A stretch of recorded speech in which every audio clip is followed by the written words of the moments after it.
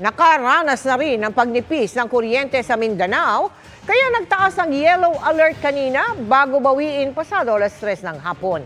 Nagtaas din ang red alert sa Luzon at Visayas, kaya nagbabantay ang Energy Department maging sa mga ospital. Nakatutok si Maki Pulido.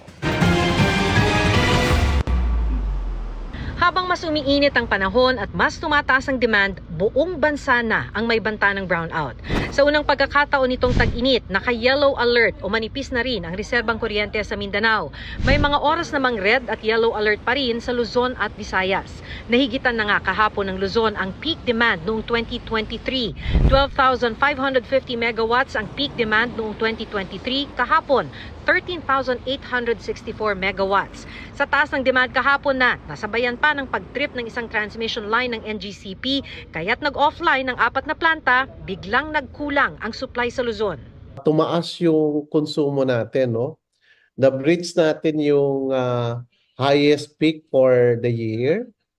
And in fact, yung highest peak for the year recorded last week was even higher than the day before. Dahil dyan, posible pa rin ang yellow alert sa mga susunod na araw.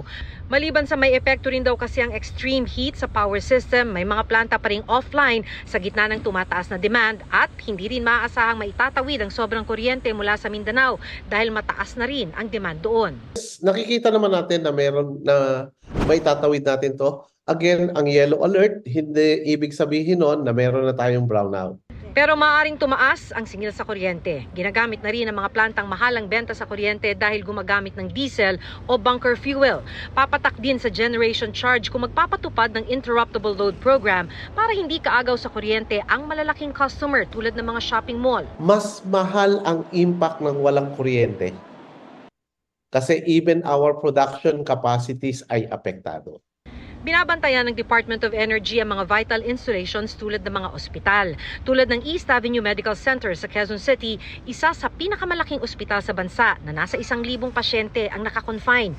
Sa emergency room pa lang, nasa 300 pasyente ang ginagamot kada araw. Kaya mismo ospital tinitiyak daw na handa ang kanilang mga generator. Marami kaming mga critical patients na nakasalalay ang kanilang paggaling at ang kanilang buhay sa mga machines, sa mga life-saving machines na dependent din sa kuryente.